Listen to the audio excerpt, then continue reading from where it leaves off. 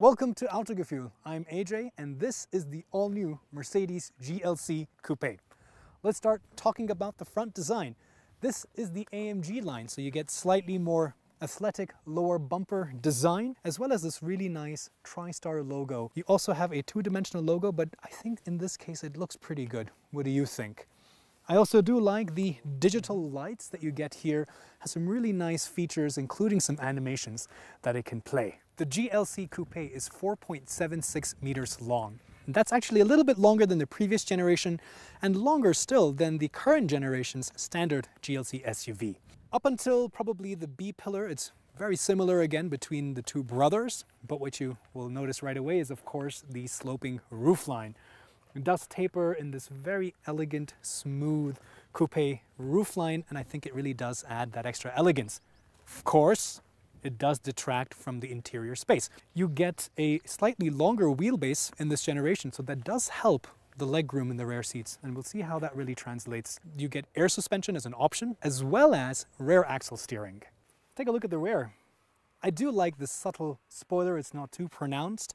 And here as well, you have this horizontal mask right here in the middle, drawing that connection with the EQ design language.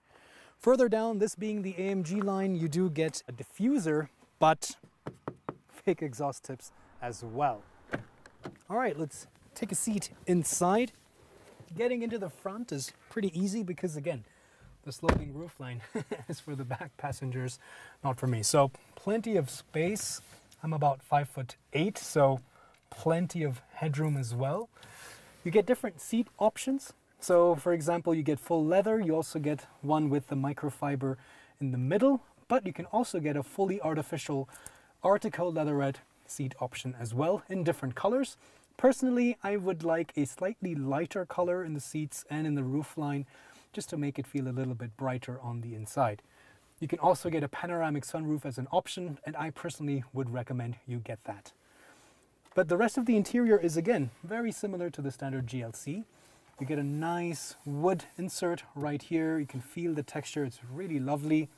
And down here you also have different options for different trims. So you can get even like a piano black. I know a lot of people don't like it. I personally don't really have anything against that. If you're one of those people, you can get this really interesting technical structured mesh design here. It's not a carbon fiber, but it's a very interesting design.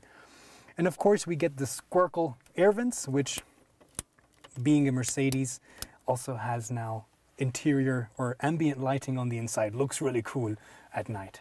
The center console is dominated by this floating screen, which just kind of swoops up like a wave from the middle.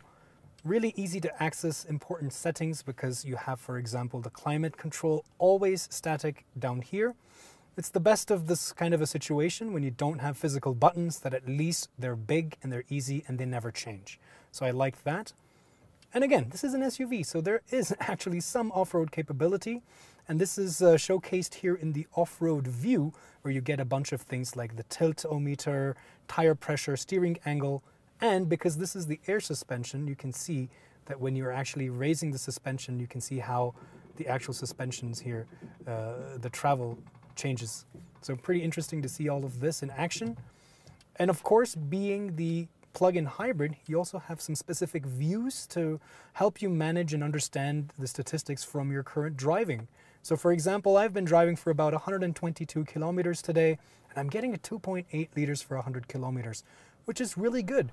Most of this was on the highway at around 130 kilometers per hour, a little bit on the mountain. So ultimately, a really useful view and pretty good mileage. Being a plug-in hybrid, it's important to remember that you have to plug it in as much as possible. You also get a nice energy flow diagram to help you as well. This being the AMG line, we have the AMG steering wheel, but of course in the Avantgarde line you have the 3-spoke wheel. You also have a virtual cockpit with a lot of different functionality and a lot of different views. You can even have, for example, a sport view. You can also put the entire map on the screen to help you navigate. There's of course a really large head-up display that also has different options for the view, and this is one of my favorite head-up displays. Really crisp, really large, and I think a really cool feature to have. That roofline makes it look sexy and technically makes it a little bit more aerodynamic, but the biggest trade-off is right here. and the headroom for the rear passengers. So, what's the verdict? Well, I'm 5'8". That's the amount of headroom I have, so I'm about 1.73 meters. This is set to my driving position, so knee room is great, again, because of this longer wheelbase in this new generation. That's not the issue, but I definitely do feel a bit hemmed in. No thanks to this really dark interior. So I'm somebody who really advocates for lighter colors in the interior, especially in the roofline, and even more so the panoramic glass. So that will definitely make it feel a bit more spacious on the inside. The materials in the back are also definitely one notch lower than the materials in the front, but at least you get air conditioning vents. You can also option to get further climate zones back here, and further charging is available. Door pockets. And the seat itself is a little bit more upright in this version than the standard SUV. Again, because they want to make you sit a little bit further up, because it tapers even further back here. So a little bit of compromise, definitely something you can live with. You also have a nice armrest with some cup holders as well. So you're pretty well catered to back here. You wouldn't be really cramped. But the million-dollar question is, what's the trunk like? Because of the coupe body, you do lose quite a bit of volume. In fact, this as it stands here in the plug-in hybrid version is just around 390 liters. But the length is actually longer than in the standard SUV because of the extended rear of this car. You can also, of course, lower the seats down, so you have that option right here with these switches. And this being the air suspension model, you can also lower the boot height by clicking on the switch, and the whole SUV will lower down, and then it's easier to put your items in. So you get a choice of different engine options depending on your market. Here in Europe, you start off with a 2-liter Turbo 4, either petrol or diesel. Both of them as standard come with mild hybrid technology, but you can also get plug-in hybrids for both of them. This, for example, is the 400e. So this is the petrol hybrid plug-in hybrid version with a combined output with the engine and motor of 381 horsepower. This has a 31 kilowatt-hour battery. Of course, you also get in the future a 6-cylinder engine, and you get this with a 9G-tronic automatic transmission, and of course 4MATIC is optional as well. What's the GLC Coupe like to drive? This being the plug-in hybrid, we're currently in the hybrid mode, and here the system tries to optimize the efficiency and the range by jumping between the electric motor and the engine, as expected. The claimed mileage, or the range, with pure electric drive is about 110-120 kilometers, and this is actually fairly attainable, granted that you are doing a combination of climbing and descending, or just flat topography driving. Of course, if you're going uphill, for the most part, you're not going to get that much range. On the other hand, you also have the ability to go straight to a sport mode. And in this mode, the petrol engine comes to the forte. It's a lot more responsive. Again, that plug-in hybrid with the larger electric motor as compared to the mild hybrid really gives you instant response. I've driven the standard mild hybrid petrol engine version as well, and I can say that in the comfort mode you do feel a little bit of slack in the driveline. That immediately rectifies itself in the sport mode, but here, even in the hybrid or the electric mode, the plug-in hybrid has a lot sharper response. In the sport mode, it's even more so. You have a really great view where you can see the energy flow between the two engines in the system, and overall it's a really cohesive drivetrain. In the hybrid mode, the steering is a lot softer, so now it's actually quite a lot more, I would say, dulled. But the rear axle steering actually makes the car feel very, very agile. It's a little bit, feels a bit artificial, and it takes a little bit of time to get used to it, but I find the system really useful, especially in the city. And you might be thinking, well, this is not a very large SUV, and you're right. But once you go with the rear axle steering, you can't go back. You don't need it in countries like the US perhaps as much, where your roads are wider, and in fact you don't get that in some of the other models, but it really helps in narrow, winding alpine roads like this. At higher speeds, the rear wheels actually steer in the same direction, again, just about 4 degrees or so. And in this way, it's able to elongate the wheelbase and then provide a much more stable and planted composure. The air suspension is definitely the pick because it gives you a great combination of comfort and that suppleness when you want it to be in the standard hybrid mode, but again, in the sport mode, it makes the whole chassis feel a lot more taut and a lot more planted and balanced. Body roll is also fairly well contained with this.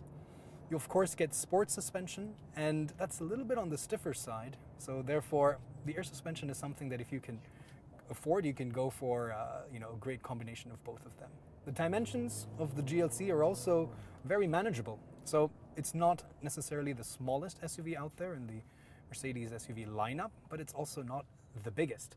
And therefore, you see here on these really narrow streets, it's actually very manageable. The 360-degree camera also works really well, of course only at slow speeds, but it helps you position the edges of the SUV with confidence and ease. Visibility is also pretty good. Again, being the coupe, the rear view is not the greatest. It's a little bit limited thanks to that sloping roofline, but it's not something that would be a big issue. And again, when you are parking in a small, narrow, tight space, you have the rear view camera, which will really help you out.